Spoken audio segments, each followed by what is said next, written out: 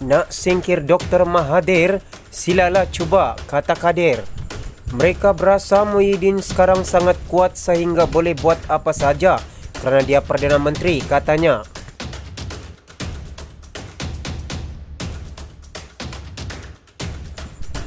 Ahli Majlis Pimpinan Tertinggi MPT Bersatu Kadir Jassin mencabar pemimpin partinya yang menyokong Presiden Parti Muhyiddin Yassin untuk menyingkirkan Dr. Mahathir Mohamad sebagai pengerusi Bersatu dan ambil alih sebagai pemangku pengerusi.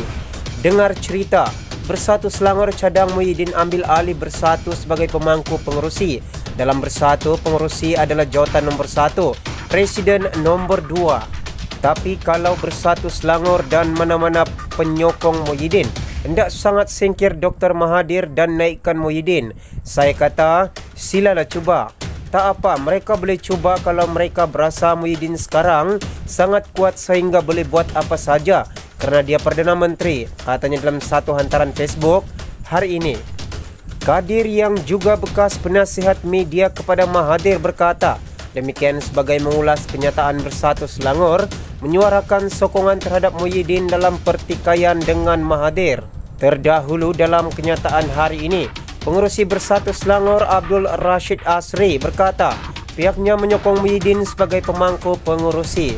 Abdul Rashid juga menggesa agar timbalan Presiden yang juga anak Mahathir, Mukhris, perlu dipecat. Sementara itu mengumpamakan Mahathir sebagai pemandu bas dan Muhyiddin sebagai konduktor bas. Kadir mengingatkan supaya anggota partinya tidak lupa diri dan sejarah. Masa kita tubuh bersatu, driver, pemandu, Mahathir. Oleh kerana Mahathir driver, maka ramailah orang naik, termasuklah pengerusi Selangor Abdul Rashid. Mahathir driver dan Muhyiddin konduktor. Driver kerja dia pandu bas supaya semua orang selamat. Konduktor jaga penumpang naik turun.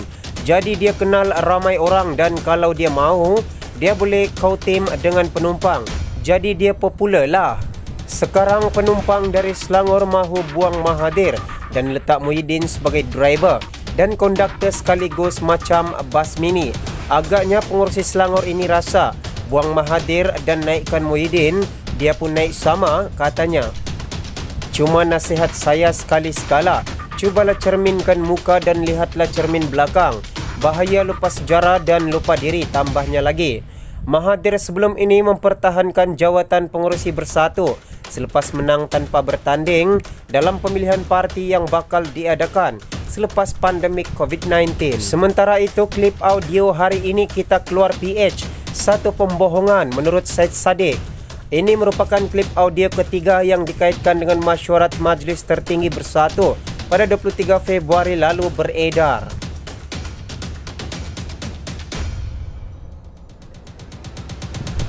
Satu lagi klip audio yang dikaitkan dengan mesyuarat Majlis Tertinggi Bersatu pada 23 Februari lalu beredar. Kali ini klip audio berkenaan menggambarkan suara seseorang yang dikaitkan sebagai suara Dr. Mahathir Mohamad yang bersetuju agar Bersatu keluar PH. Bagaimanapun, Ketua Pemuda Bersatu Syed Saddiq Said Abdul Rahman menegaskan bahawa klip audio itu pembohongan. Syed Saddiq mendakwa dia sendiri berada di dalam mesyuarat Majlis Tertinggi Bersatu pada 23 Februari dan menurutnya Mahathir merayu agar pemimpin Bersatu tidak memaksanya melanggar prinsip. Ini terang-terang adalah pembohongan. Saya hadir mesyuarat itu. Mahathir merayu 3 kali untuk tidak meninggalkan PH. Kali terakhir beliau merayu. Beliau berkata, jangan paksa saya langgar prinsip saya. Saya cadangkan Majlis Pimpinan Tertinggi MPT mendedahkan rakaman audio penuh yang akan membuktikan bagaimana Mahathir merayu agar tidak tinggalkan PH, katanya. Ketika dihubungi Malaysia Kini, Marzuki Yahya yang juga hadir mesyuarat itu berkata, klip audio berkenaan sebagai hasil suntingan. Marzuki bagaimanapun tidak mengulas lanjut. Sementara itu, anggota Majlis Tertinggi Bersatu, Tariq Ismail Mustafa, dalam satu kenyataan menyifatkan klip audio berkenaan sebagai tindakan terdesak puak-puak Sheraton. Tariq dipercayai merujuk individu di sebalik gerakan politik Februari lalu yang membawa kepada tumbangnya PH.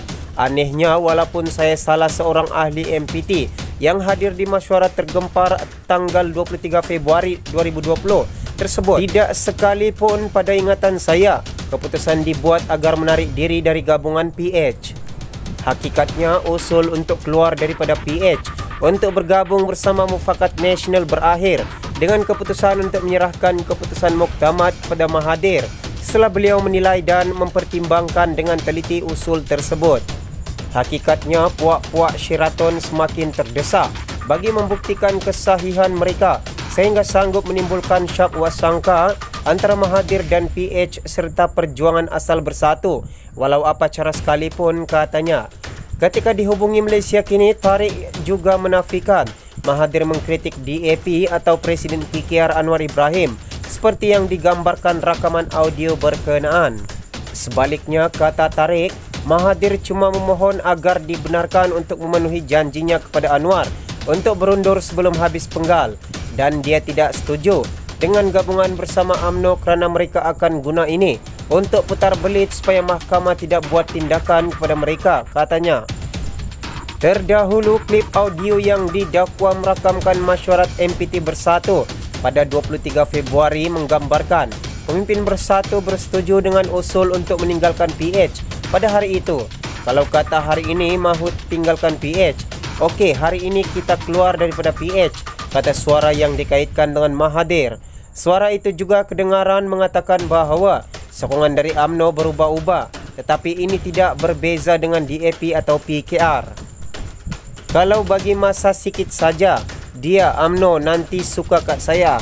Tak ada kelainan, cumanya saya pun tak suka kepada DAP, tak suka pada Anwar. Yang lain pun macam itu. Semua itu soal masa saja. Nak kita tentukan masa atau kita ambil tindakan hari ini, kata suara itu. Klip audio tersebut telah ditularkan di media sosial, termasuk oleh bekas Perdana Menteri Najib Razak. Dua audio yang juga dikaitkan dengan mesyuarat Bersatu itu sebelum ini beredar di media sosial. Dalam klip audio pertama yang bocor, individu dengan suara mirip Presiden Bersatu Muhyiddin Yassin memberitahu mesyuarat supaya memberikan kepercayaan kepada Mahathir untuk menentukan kedudukan Bersatu dalam PH. Klip audio kedua pula merakamkan suara mirip Mahathir meminta mesyuarat tidak memaksanya untuk mengukir janji meletakkan jawatan.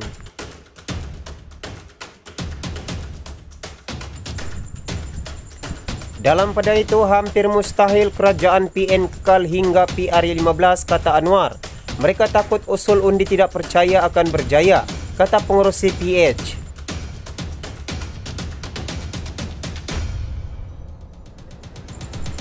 Usaha untuk membawa usul undi tidak percaya terhadap Perdana Menteri Muhyiddin Yassin baru-baru ini. Bagaimanapun, Ketua Pembangkang Anwar Ibrahim berkata, Kerajaan Perikatan Nasional PN hampir mustahil akan kekal sehingga PRU akan datang. Ditanya berkenaan jangkaannya, jika kerajaan itu kekal sehingga tamat penggal ini, iaitu selama 3 tahun lagi, Anwar dalam wawancara berkata, Bloomberg Television berkata, hampir mustahil, tetapi bagi pembangkang, saya fikir apa yang penting adalah komitmen kita terhadap agenda reformasi. Anwar turut mendakwa kerajaan PN takut terhadap kemungkinan usul undi tidak percaya yang dicadangkan oleh bekas Perdana Menteri Dr. Mahathir Mohamad akan berjaya, seperti yang dilihat dalam langkah mengehadkan sidang Dewan Rakyat semalam kepada Tita Diraja yang di Pertuan Agong. Jika kerajaan sekarang ada keyakinan sokongan majoriti, mereka akan mengadakan sidang parlimen seperti lazimnya. Mereka tidak berbuat demikian. Mereka takut undi tidak percaya akan berjaya, katanya. Aturan tempat duduk sidang semalam menunjukkan Muhyiddin mempunyai sokongan 114 anggota parlimen, walaupun anggota parlimen Sri Aman Masir Kujat kemudian menjelaskan beliau masih sebahagian daripada pembangkang. Ditanya sama ada beliau akan dinamakan sebagai Perdana Menteri atau tidak jika usul itu berjaya, Anwar hanya berkata beliau kini dalam usaha mengukuhkan pihak pembangkang dan komited terhadap agenda reformasi. Ini bukan isu personality. Orang cenderung untuk bercakap tentang personality.